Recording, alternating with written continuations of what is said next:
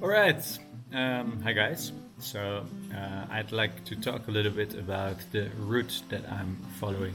So, it's called the E6 route, which is one of the European long distance trails.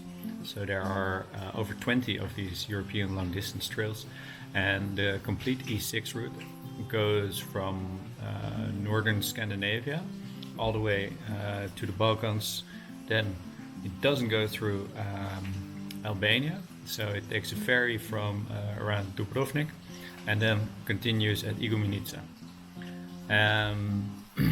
Been thinking about doing one of these long distance trails for a while, and I finally settled for Greece because a sense of adventure, I guess, um, because it is easier to do free camping here if you're respectful to everyone in the places that you go to than in other places.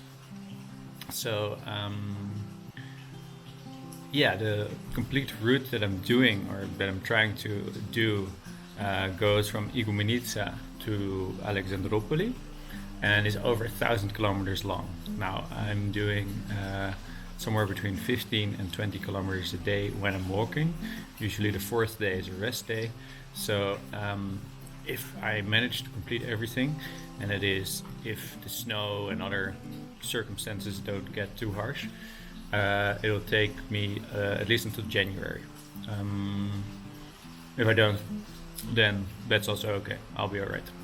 Uh, yeah, let's dive into the route a little deeper. So this is a map of all the long distance trails, long distance paths in Europe.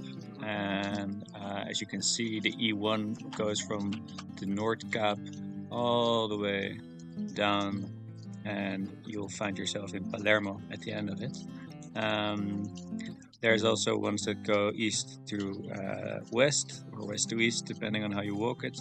So you can go with the E3 from Istanbul all the way to Cadiz, circumventing the Alps, which would be the most interesting part in my opinion. But hey. Um, and the one that I'm doing is the E6. And the E6, it's the brown one. So it starts slightly lower. It goes all the way down Finland, part of Sweden, goes down, down, down, down, down to the Balkans. And then from Dubrovnik, you have to take a ferry to Igoumenitsa, and then you have the Greek bit. And the Greek bit, so that's over here. That's what I'm doing.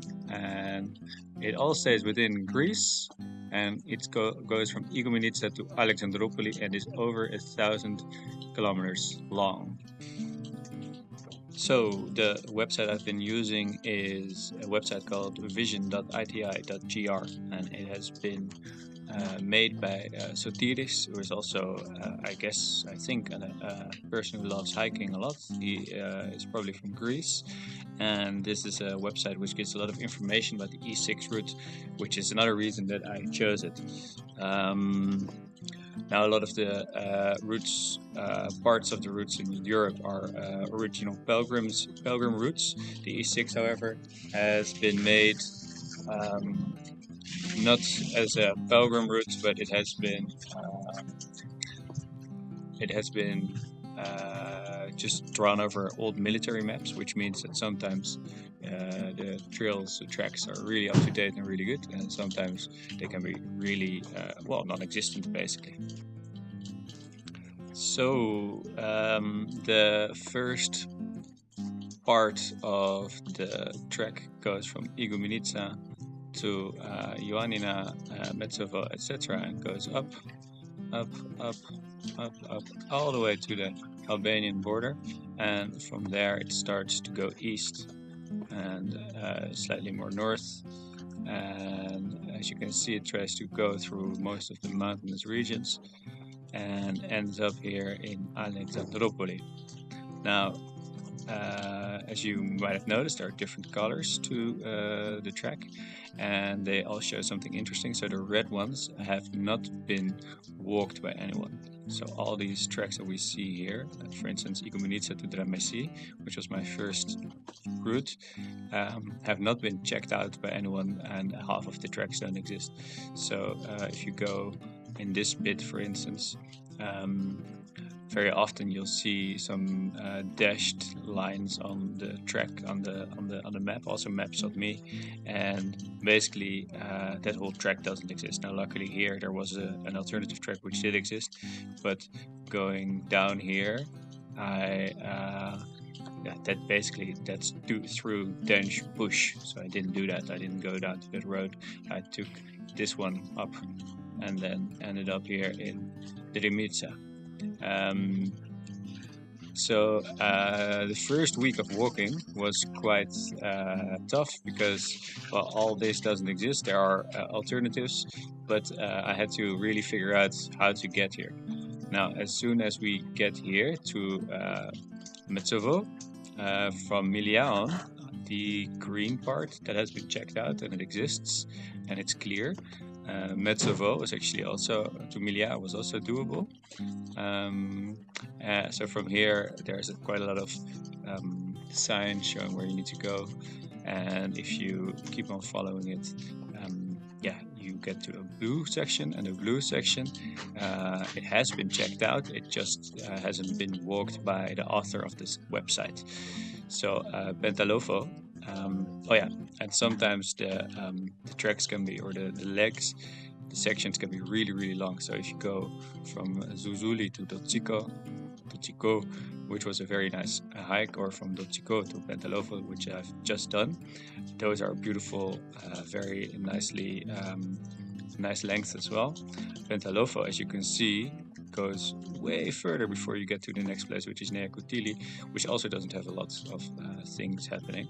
So it goes all along this ridge, and it's about 29 kilometers and has, I believe, about 2,000 kilometers or 2,000 meters of climbing, which of course is too much, at least for me with a heavy backpack.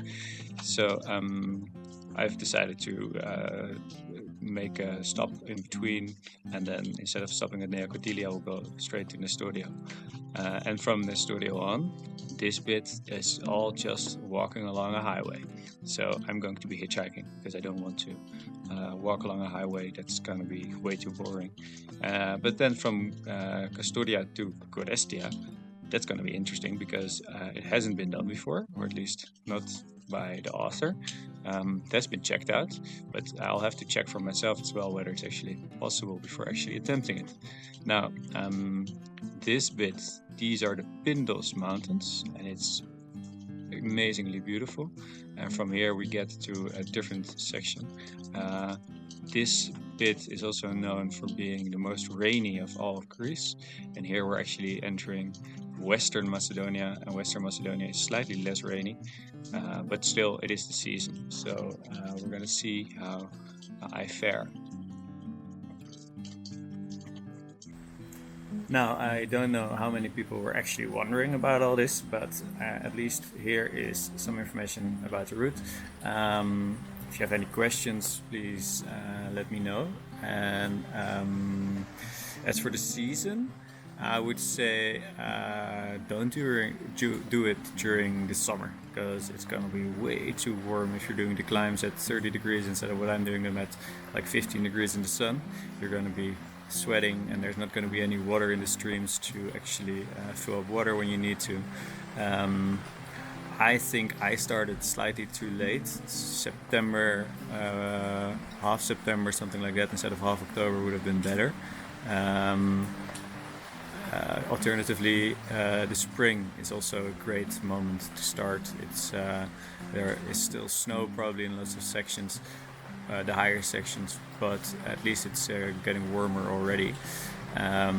Definitely bring good gear. That's very important. And the people here all along in these mountain villages, generally they're so nice and so helpful, and just amazing Greek hospitality. So definitely very cool track to walk. If you want any tips on sections which you could do in like a week or something like that, reach out and I'll let you know. I've got